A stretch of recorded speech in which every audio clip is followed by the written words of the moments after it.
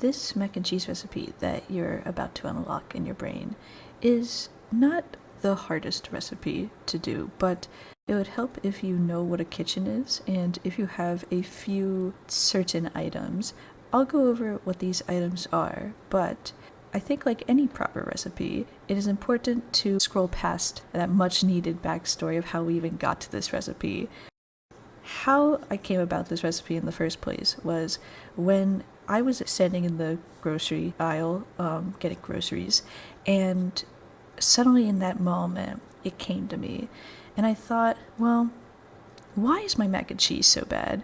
Like, when I make mac and cheese, it doesn't really have like the right consistency. So I started to think about Taco Bell and how, people go like, oh, they're putting sawdust and shit and like oatmeal, like ground oats, like in the meat.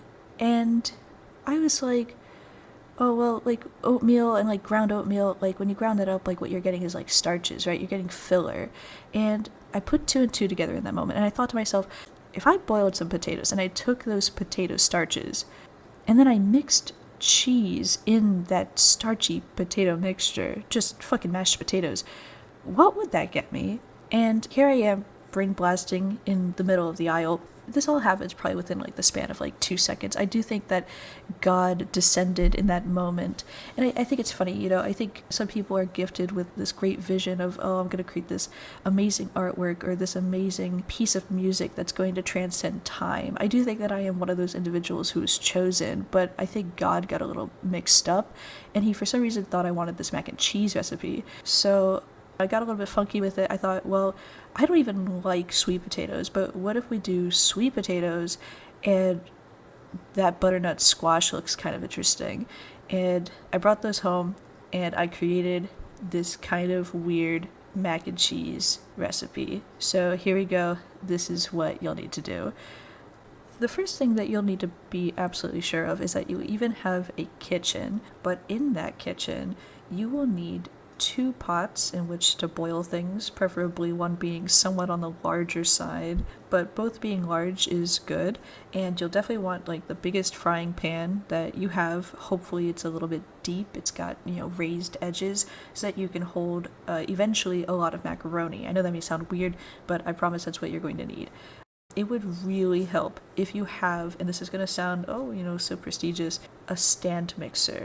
If you cook a lot, and if you are going to make like a lot of like mashed potatoes or anything pureed, do a kindness to yourself and invest in a stand mixer. Make payments through a firm, do whatever you have to do.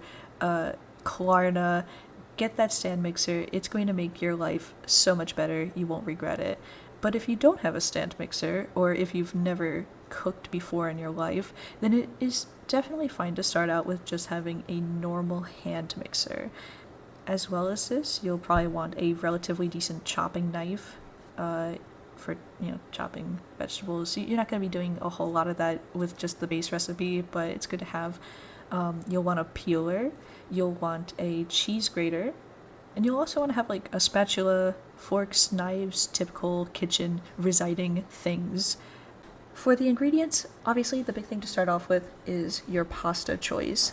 I picked Mueller's spiral pasta noodles. I think one of the worst brands you could possibly pick is Barilla, but I also think that using something like, I think you could safely go with like a Rouse, anything that's like a little bit slightly higher end. And not that the Mueller's pasta is high-end by any means, just that I feel like it has a really good body for the pasta that we're about to make. Once you've selected your pasta, and it should be spiral, it's way better when it's spiral. Don't get normal macaroni. The big choice to make this recipe is going to rely on either or a combination of sweet potato and butternut squash. You can forego the butternut squash and just do this with sweet potato. It's just that if you have like a weird thing against sweet potatoes, you can technically make this with just butternut squash, but I will warn you, you will need to salt it incredibly so to make it anything worth tasting. So bear that in mind. I would say that if you're only going to make this recipe one time, you should do this with strictly sweet potato, or go fancy with it if you're a seasoned chef, haha. And you can include the butternut squash. For an entire box of a typical pasta, you will want 2 sweet potatoes and a reasonably sized, not too big, butternut squash. A list of veggies and spices you can add, and I would say do not do this on your first attempt, but I do think that you can definitely pair this with very finely chopped broccoli and carrots. You can potentially also do something like chopped walnuts. Hell, you can put fucking anything in this mac and cheese. It is that good. Anything will work. But for the base recipe, it is very important that you'll want to get 1 fairly sized shallot. It is very important that you do not use normal onions. You want to use shallots in particular. You'll need sage, parsley, cilantro, partly because I can't actually tell the difference between parsley and cilantro. I could not tell you which one is the better one of the two to put into this recipe, but I got both just to be safe. And if you are making this around a particular holiday season, you can do it year-round. You're just probably not going to have it on hand. You'll also want to include rosemary. Make sure that the butter you are using is butter. Use real butter. Make sure that it is salted butter. If you are not using salted butter, then you'll need to add a considerable amount of salt to make up for that. You'll also be needing some heavy cream. This could just be on the bottle, heavy cream or heavy whipping cream. You're not going to use a whole lot of it, but I think it's a lot better than just using straight milk. If you would rather not just, if you don't think you'll ever use heavy whipping cream, then you could probably just get away with using straight milk. You'll also need a typical flour, olive oil. Instead of olive oil, I personally actually prepared this using duck fat, although I don't think that most people are just going to have duck fat lying around. So typical stuff like salt and pepper, those are the only 2 that I used, but you can spice it up with some other things if you want to get fancy with it. And yeah, I think that's about everything you'll need in order to prepare this recipe, so I'll go ahead and just start explaining what the fuck you do next. So the timing of this recipe is a little bit weird, but just take it slow, put things to the side when you need to, and you'll be just fine. First, you start by boiling your sweet potatoes and/or butternut squash. You should rinse and peel your potatoes before putting them into the water. I like to cut them in half, just once down the middle, plop them in. For the butternut squash, I do not peel the butternut squash until I have boiled it. Maybe that's really weird. I wash it first and then I cut it. I take the thin part, there's kind of a fat bottom part and then there's a thin part. Something that you may not know, it took me a few times making this recipe to realize that there's seeds in the bottom part of the butternut squash. You may be asking, well, where did the other half go every time? Yeah, I just threw it away. I don't know. But the top half has no seeds, and you boil it, and once it's been boiled, you let it cool down, and then you could kind of peel with a peeling knife that skin off. You're going to let those boil for quite a while. In fact, you don't need to do anything but wait for... you may be like, oh, how long do I wait? I don't fucking know. I have no idea. I like to think that God is directing my hand in all ways during this recipe. Hi, it's me from the future. Sorry, you have no time to waste. You've got to get chopping. When you chop and let me remind you, your sage, your rosemary, your cilantro, and your parsley, and your shallots, you'll want to slice them. Forget the shallots part. All that green shit, you want to dice them up real small. I'm talking super duper small. And the way that you do this is you will want a proper cutting knife. You will keep the tip of the knife on your cutting board or your cutting surface. This is going to be really hard to explain. Obviously, you're holding the knife with your hand. With your other hand, you actually want to put your hand, and don't die, please, nobody die. You're going to want to put your hand on top of the knife at all points in time. The tip of the knife never comes up from the cutting board, and you will basically hold down ever so slightly. You will press down with your other hand and seesaw, very quickly though, your knife to get a very, very, very fine cut of these seasoning herbs. The shallots should be sliced very thinly, and you're going to need quite a bit of them. You want a lot of shallots in this shit. And that's it. Pretty sure that's all you need to have prepared.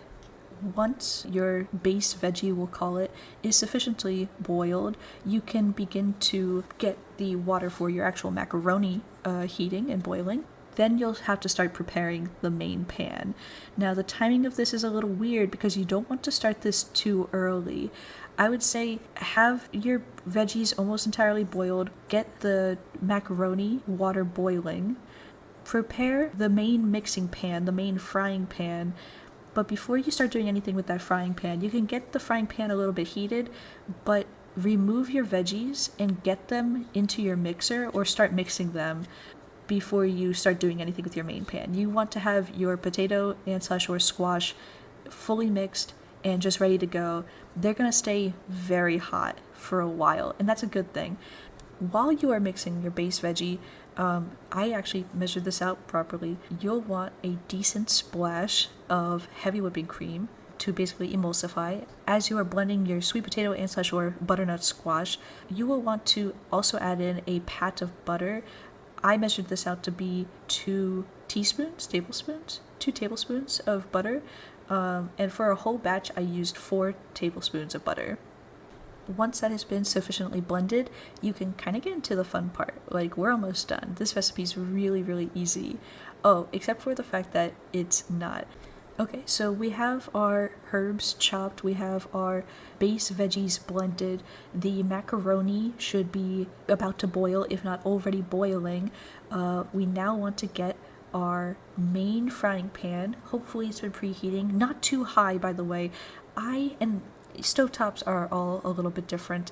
I don't go very high here. I set it to about like a 3, maybe even a 2. Granted, my stovetop is a little toasty. One thing is to know your enemy. To know your enemy is to know thyself. So if you don't know your stovetop very well, I don't know what to tell you. You're going to want it to sizzle though, right? You're going to be creating a roux. What you'll do is, there's no exact measurement for it. I did 2 heaping tablespoons of just normal white flour in the pan, and enough, you will probably use olive oil, but I used duck fat because I'm fancy. Get it into kind of like this weird watery paste, right? And what you're going to do is you're going to cook this. It should be tan from the start, but you're going to want to cook this until it's about a copperish color, and you don't want to leave it.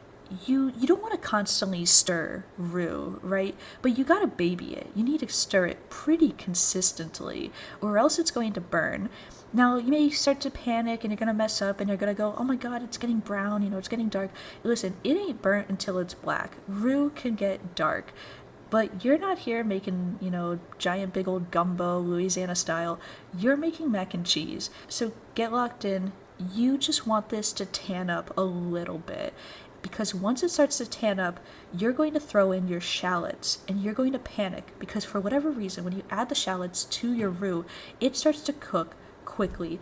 And having somebody else in the kitchen during this point to help you is going to be pretty good, because you want to have your macaroni drained, you want to have your sweet potato and squash mix on standby, all of your chopped seasonings, and maybe some butter, maybe even some more heavy cream. You're going to want to have all of that with you, because this is when the real shit starts. Basically, you should have your completed roux, add in your shallots, stir, fry that up for a little bit. You're gonna start thinking that your roux is burning. It's not. You've got time. Add in all of your herbs. Add in your spices. Keep stirring. Fry them up for a little bit. I'm not saying, go for like 5 minutes doing this. I'm saying like 30 seconds to a minute. Fry it up. Get it good. And then this is where you'll add in your second pat of butter. Another 2 tablespoons, hopefully already pre-cut. If you get them in sticks, the sticks say it, 2 tablespoons, and put that into your roux. This is going to stop your roux from burning, and you'll have plenty of time to add in either your macaroni or your sweet potato and or squash mixture. It doesn't matter the order. You can put either one in, and you put that shit in, and you're going to mix. Holy shit, I forgot to tell you that you should have your cheese on standby as well. And I never told you what type of cheese we're using, but I guess this is fine because I'll just leave it as a surprise here. You're going to want to use smoked Gruyere cheese. Maybe you could just use typical Gruyere. I used smoke, and I think that it's better that way. Grate up your Gruyere cheese. You're going to grate up about a whole cup. I'm not saying a packed cup, like I'm not saying put it in a cup and pack it down. I'm saying eyeball it, look at it, say, yeah, that's about the size of my fist, and you're gonna put that into your mixture. And here's something I didn't say: don't throw away your potato or squash boiling water. You're going to want to actually use that water to basically bathe your macaroni mixture a few times. By this point, you should have your stovetop on somewhat high heat. I'm going to say about a 4. And you're going to dehydrate very quickly. So keep adding this bath water into your macaroni, not to the point where it's soup, just, oh, it's getting a little dry. Add in some of that old potato starch water. It's going to really help, I think, with the consistency. It's going to keep it moist. It's going to keep it wet. It's going to add a lot of starch to your macaroni mixture. What's funny is that you may go like, oh, 1 cup of Gruyere cheese. When you actually do it and when you actually see it, you're going to go, this isn't much cheese at all. And you're right, because most of it is actually going to be your potato and such or squash. From here, if you should taste test it, because I don't know how salty your butter is, and I don't know how much you salted it like prior to this, but taste it and you're gonna go, like it's fine, like it's not bad. Salt it. The final step, you gotta salt it.